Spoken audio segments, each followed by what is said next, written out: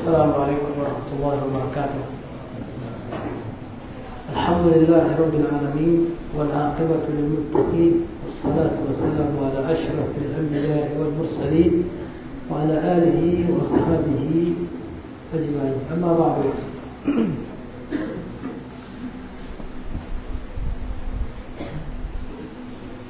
Jemaah yang dimuliakan Allah Subhanahu wa taala, sebagaimana kita jelaskan pada majelis yang pertama tadi bahwasanya berbicara tentang Allah Subhanahu wa taala adalah ibadah. Apabila kita berbicara tentang Allah Subhanahu wa taala sesuai dengan yang ada di dalam Al-Qur'an dan Sunnah. Dan seharusnya setiap hari kita membicarakan tentang Allah Subhanahu wa taala agar kita semakin kenal dengan Allah Subhanahu wa taala.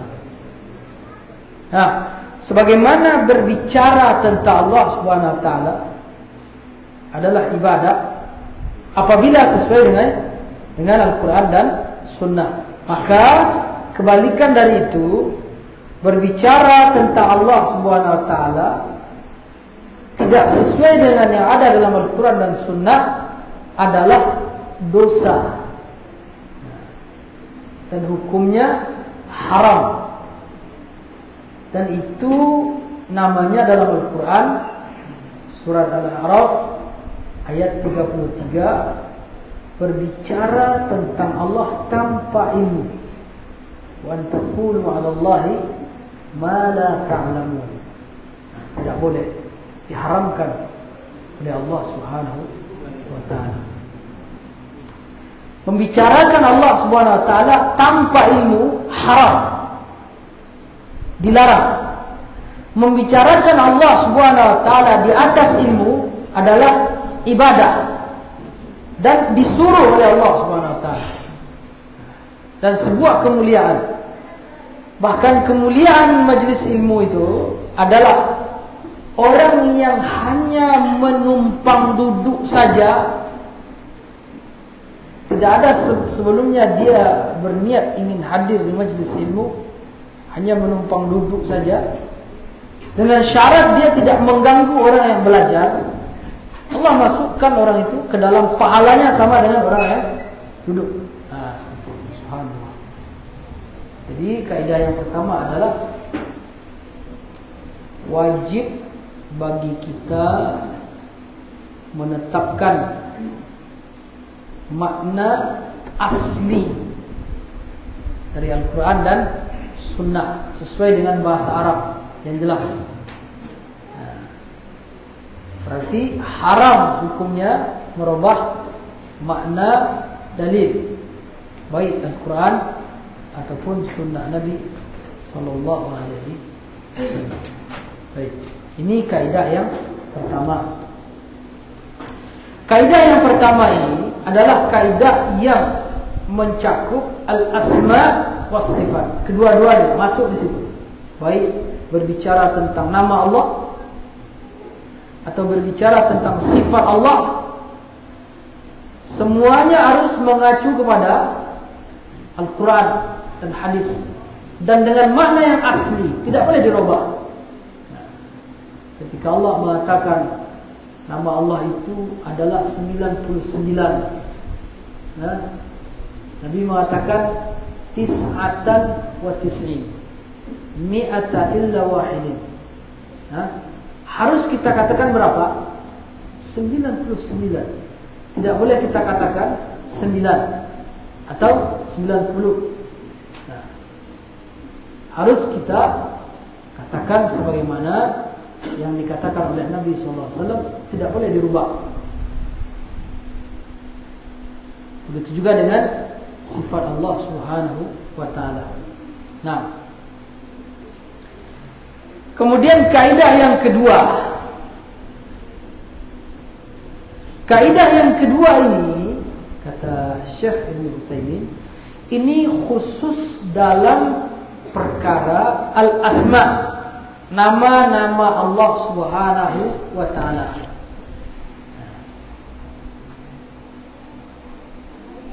Kalau seseorang menyelisih kaidah ini, berarti dia menyimpang dalam masalah nama-nama Allah Subhanahu wa taala. Nah, apa dia? Pada kaidah yang kedua ini ada beberapa poin. Poin yang pertama, wa qala rahimahullah, asma'ullahi kulluha husna ay balighatun fil husna ghayatuhu li'annaha mutadamminatun lisifatin kamilah la naqsun fiha biwajhin min alwujuh. Qala Allah ta'ala walillahi al-asma'ul husna.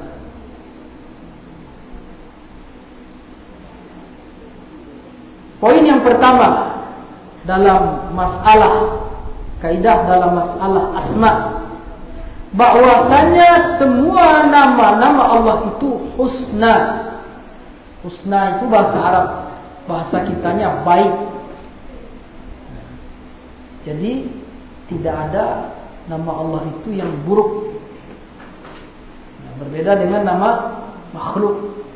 Kalau makhluk ada namanya yang buruk. Contoh misalkan ada seorang sahabat Nabi, namanya Hazan. Hazan itu artinya sedih.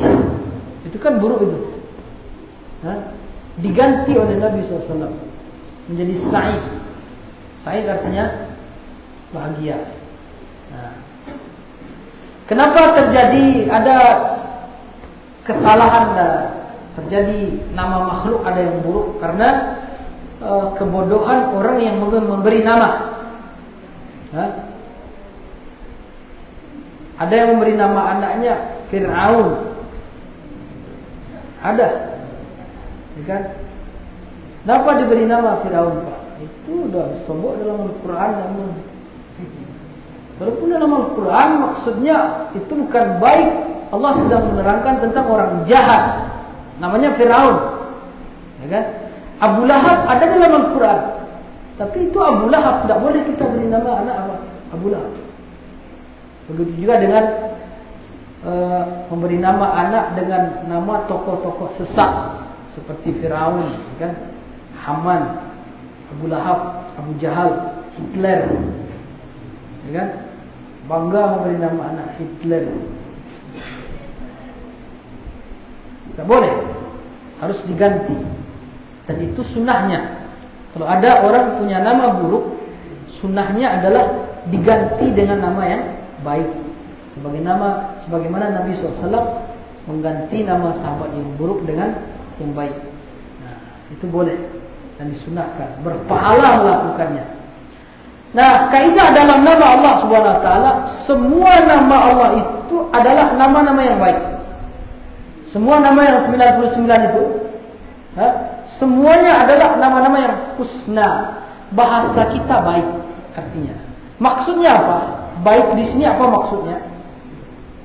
Maksudnya adalah bahwa nama itu memiliki kandungan dan makna yang baik dan ada makna sifat di dalamnya. Bukan hanya sekedar nama yang tidak ada artinya. Itu nama Allah. Itu maksud baik di situ. Pertama apa maknanya baik? Pertama dia memiliki makna dan maknanya itu baik, dan di dalam makna itu terkandung sifat Allah Subhanahu wa taala. Contoh misalkan nama Allah Subhanahu wa taala Ar-Rahman. Ar-Rahman itu bukan sekedar nama seperti itu, ada artinya. Apa artinya? Yang maha mengasihi semuanya. Semua yang ada, makhluk yang ada di alam semesta ini, semuanya dikasihi oleh Allah Subhanahu wa taala. Tanpa pandang bulu. Allah berikan semuanya yang mereka butuhkan. Bahkan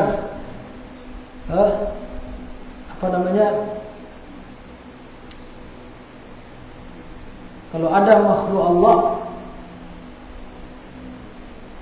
dimanapun Allah tetapkan, pasti rezeki dari Allah akan datang ke situ. Apapun yang terjadi, sebelum dia mati, pasti dia akan mendapatkan rezeki. sudah Allah tetapkan semua. Allah Maha Pengasih. Itu artinya. Nah, ada sifat di situ, dalam itu. Apa sifatnya? Sifat rahmah. Sifat apa? Kasih sayang. Nah, jadi semuanya nama Allah itu begitu semuanya. Ada artinya baik dan mengandung sifat di situ. Tidak ada nama Allah itu yang jamid. Jamid itu apa? Ya hanya sekedar nama, tidak ada artinya.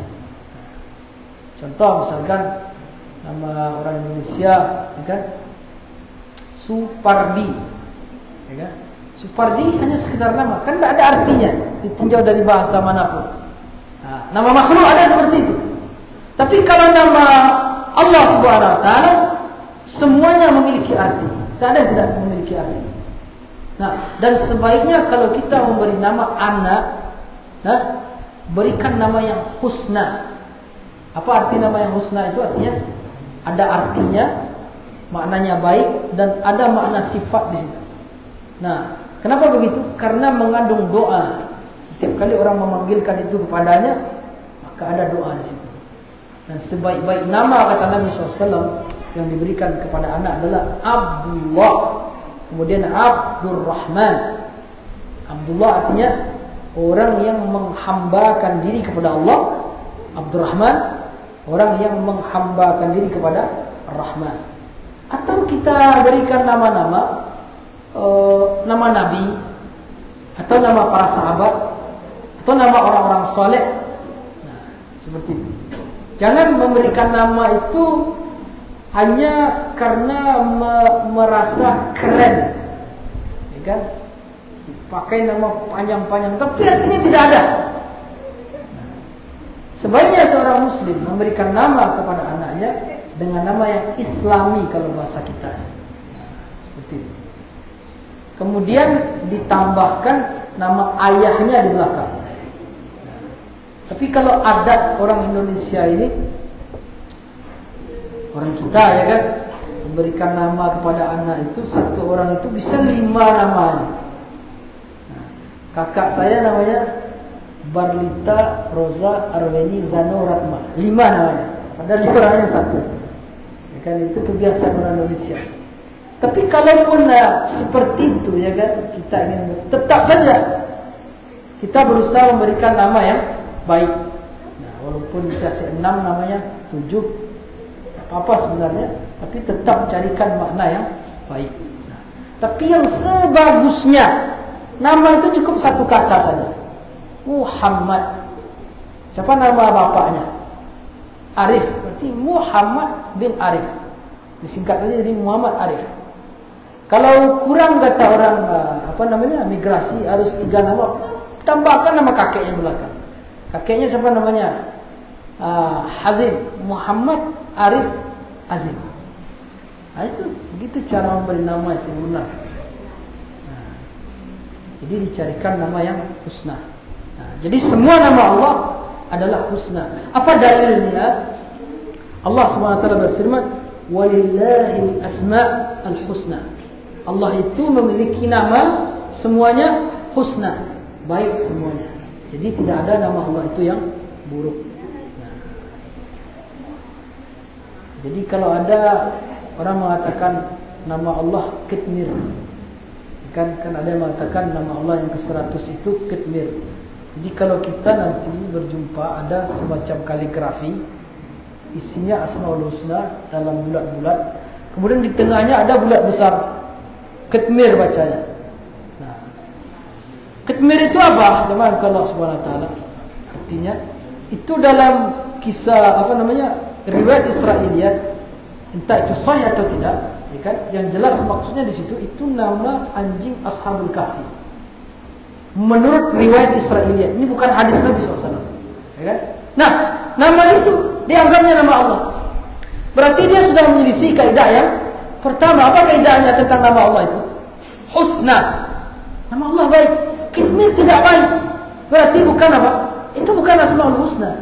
Nah, dari sisi kaidah ini sudah kita bisa membantahnya. Bahwa nama Allah itu syaratnya adalah husna, baik. Karena Allah yang mengatakan. Allah mengatakan nama Allah itu baik, berarti tidak ada nama Allah yang buruk. Nah, Baik. Kemudian pada poin yang kedua, kaidah yang kedua. Poin yang kedua pada kaidah yang kedua tentang kaidah dalam masalah nama-nama Allah. Syekh Ibn Utsaimin mengatakan asma'ullahi ghairu mahsuratin bi'adadin mu'ayyin liqawlihi fil hadithil mashhur as'aluka Allahumma bikulli ismin huwa lak sammayta bihi nafsak aw anzaltahu fi kitabik aw 'allamtahu ahadan min khalqik aw ista'tharta bihi fi 'ilmi al-ghayb 'indak wa ma ista'thara Allah bihi fi 'ilmi al-ghayb 'indahu la yumkin hasruhu wa la al-ihatatu bihi. Baik, saya mengatakan poin yang kedua dari kaidah asma, bahwasanya nama-nama Allah Subhanahu wa taala tidak terbatas jumlahnya. Dalilnya adalah hadis yang masyhur dari Ibnu Mas'ud radhiyallahu anhu, bahwasanya Nabi berdoa, "Ya Allah, aku meminta dengan semua namamu yang engkau namakan dirimu dengannya, atau yang engkau turunkan di dalam kitabmu, atau yang engkau ajarkan kepada salah seorang hambamu, atau yang engkau sembunyikan dalam ilmu ghaib." Nah, kemudian saya mengatakan yang disembunyikan oleh Allah dalam ilmu ghaib tidak bisa kita hitung entah berapa jumlahnya. Ya. Nah, terkhusus pada kaidah yang kedua ini, jemaah Allah Subhanahu wa taala, tentang hadis ini ulama hadis berbeda pendapat. Ada yang mensahihkan, ada yang mendhaifkan. Tentang jumlah asma, jumlah nama-nama Allah, ada dua hadis. Pertama, hadis yang diperselisihkan kesahihannya, yaitu hadis doa ini, yaitu hadis as'alukallahumma bismin huwa lak, sampai kepada perkataan Nabi au ista'sartahu fi au ista'sartahu fi ilmil ghaibi indak, atau yang engkau sembunyikan di dalam ilmu ghaib. Hadis ini khilaf para ulama. Ada yang mengatakan hadis ini sahih, ada yang mengatakan hadis ini mungkar karena ada dari sanadnya yang terputus dan perawinya sendirian, dia sendiri, tidak ada yang sepaham dengannya, kemudian sanadnya juga terpotong, artinya hadisnya mungkar, hadis yang tidak sahih. Nah, kemudian ada hadis yang semua ulama sepakat tentang kesahihannya. Apa hadis itu? Hadis riwayat Bukhari dan Muslim yang mengatakan bahwa jumlah nama Allah itu 99. Nah, pertama, bagaimana sikap kita terhadap dua keadaan ini?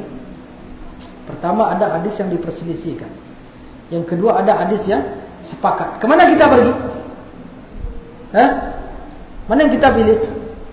Yang diperselisihkan atau yang disepakati? Kita pergi dulu ke hadis yang disepakati. Hadis yang disepakati oleh para ulama bahwa nama Allah itu yang jelas terang adalah 99. Nah, kemudian ada hadis yang tidak disepakati. Ada yang mengatakan ini sahih, ada yang tidak, yaitu tentang bahwa nama Allah itu tidak terbatas jumlahnya. Nah, kemudian di dalam hadis ini, kalau seandainya sahih sebagaimana yang disebutkan oleh yang Syekh Ibn Utsaimin memilih pendapat, beliau di antara ulama yang mensahihkannya. Nah, kalaupun hadis ini sahih, yang wajib bagi kita untuk mempelajarinya hanya yang 99. Lebih dari 99 ini tidak wajib kita pelajari, walaupun dia banyak. Sama seperti syariat Allah itu banyak syariat Allah itu. Ada syariat Allah dalam kitab Taurat, ada syariat Allah dalam kitab Zabur, dalam kitab Injil, ada dalam Suhuf Ibrahim, Suhuf Musa. Ada dalam Al-Quran. Yang wajib kita pelajari yang mana? Yang hanya dalam Al-Quran. Seperti itu kira-kira. Nah, walaupun nama Allah itu banyak, kalau seandainya hadis ini sahih, tapi yang wajib kita pelajari itu yang hanya yang 99. Itu cara menjamak hadis ini. Dan Nabi SAW mengatakan, walillahi tis'atan wa tis'ina isman man ahsaha dakhala jannah. Allah itu memiliki 99 nama, siapa yang menghitungnya maka dia akan masuk surga. Ihsa di sini maksudnya adalah mempelajarinya satu persatu, mempelajari artinya, maknanya, dan konsekuensi yang harus dilakukan kalau kita tahu makna dari nama Allah itu. Apa maksudnya? Contoh misalkan, contoh nama Allah itu Syakur, yang maha berterima kasih. Apa artinya? Yang maha berterima kasih. Artinya kalau ada orang berbuat baik, tidak mungkin tidak Allah balas. Itu. Dan balasannya itu lebih besar daripada kebaikannya. Dan itu tidak hanya di akhirat saja, di dunia juga ada. Itu. Kalau kita paham makna ini, kita tidak akan segan untuk berbuat kebaikan apapun. Dan kita tidak akan peduli dipuji oleh orang atau tidak, diakui atau tidak. Kita menginginkan apa? Balasan dari yang maha berterima kasih. Itu cara beriman kepada, cara menghitung maksud Nabi SAW, menghitung Asmaul Husna dan nama-nama Allah yang lain. Jadi kaidah yang kedua ini, nama Allah itu tidak terbatas jumlahnya. Ini kaidah yang disebutkan oleh Syekh Ibnu Utsaimin. Tapi kita tambahkan catatan merah. Pertama, yang wajib kita pelajari hanya yang 99. Itu. Kalau seandainya hadis ini sahih. Dan kita sudah tahu dalam kaidah yang kedua ini hadisnya diperselisihkan. Sedangkan yang disepakati adalah hadis yang tentang jumlah nama Allah 99. Baik. Kaidah yang ketiga, Asma'ullah la tathbutu bil aqli wa innama tathbutu bis syara'. Nama Allah itu tidak bisa ditetapkan dengan akal, akan tetapi ditetapkan dengan syariat berdasarkan dalil Al-Quran dan hadis. Jadi kalau kita ingin mencari nama Allah itu hanya terdapat dalam Al-Quran atau dalam hadis. Kalau yang kita fikir-fikirkan, tidak boleh kita namakan Allah dengan itu. Apa contohnya? Contohnya para pemikir mengatakan bahwa yang menciptakan semua alam semesta yang sangat rumit ini adalah Allah. Kemudian mereka menamakan Allah itu kecerdasan mutlak. Apakah boleh kita berikan Allah nama kecerdasan mutlak? Tidak boleh. Karena Allah tidak menamakan dirinya dengan itu. Seorang, jangankan kepada Allah, kepada orang makhluk sama makhluk saja, kita harus menamakan seseorang itu dengan nama yang dia perkenalkan dirinya kepada kita. Ada orang kita bertemu, siapa nama Mas Ahmad katanya kan. Kemudian kita panggil Bejo kata kita kan. Kira-kira bagaimana? Marah dia. Karena bukan nama yang diinginkannya yang kita panggilkan. Nah, hak Allah lebih besar daripada hak makhluk. Allah berhak dipanggil dengan nama yang Allah inginkan. Jangan memanggil Allah dengan nama yang tidak Allah perkenalkan dirinya dengannya. Nah, itu adalah sebuah kelancangan kepada Allah. Masuk dia ke dalam apa? Al-qawlu 'ala Allah bila ilm. Berbicara tentang Allah tanpa ilmu. Jadi kaidah yang ketiga adalah nama Allah tidak bisa ditetapkan dengan akal, tetapi harus ditetapkan dengan dalil syariat Al-Quran dan Sunnah. Baik. Kemudian kaidah yang keempat, yang terakhir dalam masalah asma, nama-nama Allah, bahwa semua nama Allah Subhanahu wa taala menunjukkan kepada zat Allah dan sifat yang terkandung di dalamnya. Apa maksudnya? Ketika kita mengatakan Ar-Rahman, Yang kita maksudkan itu siapa? Allah itu yang kita maksudkan, Ar-Rahman itu. Menunjukkan kepada zat Allah dan kepada sifat yang ada di dalam nama itu. Ketika kita katakan Allah itu Ar-Rahman, berarti yang dimaksudkan adalah Allah. Kemudian maksudnya Allah itu Maha Pengasih. Ketika kita sebutkan Ya Syakur, Ya Sami', wahai yang Maha mendengar. Ketika kita mengatakan Ya Sami', wahai yang Maha mendengar, nah, yang kita maksudkan Sami' itu siapa? Allah. Kemudian kita meyakini bahwa Allah itu memang Maha mendengar. Nah, itu maksudnya. Jadi semua nama-nama Allah itu menunjukkan kepada zat Allah dan kepada sifat yang terkandung di dalam makna nama itu. Jadi tidak ada nama Allah itu yang kosong. Nah, ketika Allah katakan Sami', pasti ada artinya. Nah, husna. Dan yang dimaksudkan dengan Sami' itu bukan siapa-siapa. Bukan pribadi yang baru lagi, tetapi tetap kembali kepada yang satu, yaitu Allah Subhanahu wa ta'ala. Nah, di dalam makhluk juga ada seperti itu. Dia satu, cuman panggilan untuknya banyak, ya kan? Nah, kadang dia mengenalkan dirinya kepada kita ini. Rupanya di kampungnya lain lagi panggilannya, ya kan? Tapi orangnya masih satu, begitu. Itu maksudnya. Jadi semua nama Allah yang 99 itu kembali kepada Allah. Yang dimaksudkan di situ adalah Allah, bukan ada pula Tuhan yang lain. Seperti orang Hindu yang menciptakan, itu ada pula Tuhan yang lain. Yang Tuhan yang merusak, ada pula yang lain, ya kan? Yang mengasihi, ada pula yang lain. Nah, itu maksudnya. Dalam akidah Islam itu Allah itu satu, tapi namanya banyak. Dia kembali kepada yang satu itu. Seperti itu. Dan ada sifat di dalamnya. Nah, berdasarkan kaidah ini, maka kalau ada orang mengatakan nama Allah, sifat Allah itu 20, berarti apa? Menyimpang. Nah, kenapa menyimpang? Karena dalam setiap nama itu ada sifatnya. Dari segi nama saja sudah 99. Berarti apa?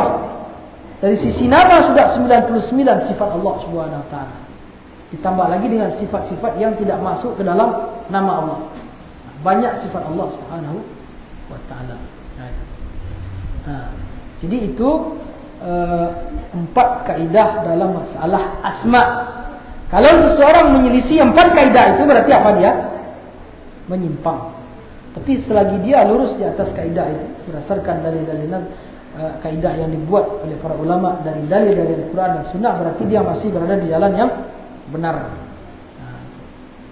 Bagaimana pula nanti kaidah di dalam as-sifat? InsyaAllah ta'ala kita bahas pada pertemuan berikutnya, yaitu kaidah-kaidah di dalam memahami as-sifat.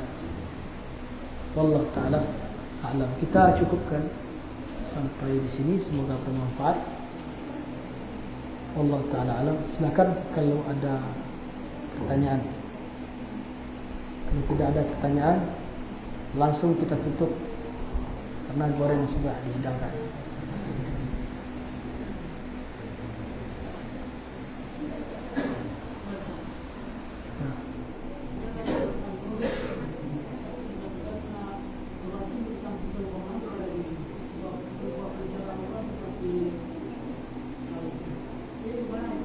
Masalu nurihi,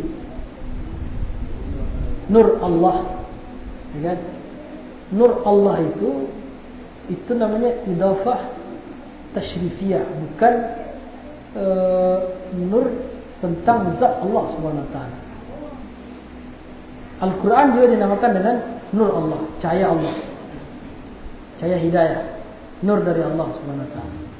Dalam surah An-Nur itu maksudnya apa? Keterangan-keterangan dari Allah sehingga hati menjadi hidup. Hati yang tadinya gelap, datang nur dari Allah Subhanahu wa ta'ala, nurullah. Sama seperti Baitullah, rumah Allah. Masjid dinamakan dengan Baitullah, tapi bukan berarti Allah tinggal dalam masjid. Sama seperti Allah mengatakan nama malaikat Jibril Ruhullah, ya kan? Nabi Isa alaihi salatu wassalam, ruhum min, ruh dari Allah, ya kan? Ruh Allah dinamakan dengan ruh Allah, Nabi Isa. Bukan berarti apa? Maksudnya zat Allah, enggak. Ruh milik Allah subhanahu wa ta'ala, nur milik Allah subhanahu wa ta'ala, rumah milik Allah. Itu maksudnya idhafah tasyrifiyah, idhafah kepemilikan, diidhafahkan kepada Allah karena kemuliaannya. Al-Quran diidhafahkan kepada kalamullah, perkataan Allah subhanahu wa ta'ala, perkataan milik Allah subhanahu wa ta'ala. Allah yang berbicara. Apa bedanya kalamullah dengan nurullah? Nah, kalau yang dimaksudkan dalam surah An-Nur itu, nurullah itu artinya hidayah. Nah, ada juga nur, ya kan? Bahwasanya nama Allah itu nur, cahaya.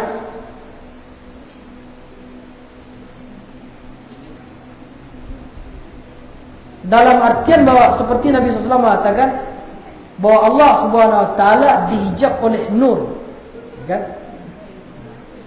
Jadi setiap kata dalam Al-Quran yang disebutkan, disematkan nur kepada Allah Subhanahu Wa Taala, itu maksudnya adalah kepemilikan. Berbeda dengan kalamullah. Kalau kalamullah adalah kalam yang memang Allah Subhanahu Wa Taala yang mengucapkannya.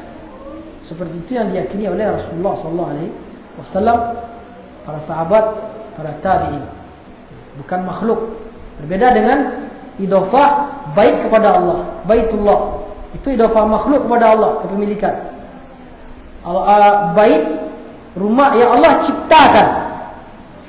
Nah, nur yang Allah ciptakan. Hidayah. Nah, seperti itu. Allah Ta'ala a'lam.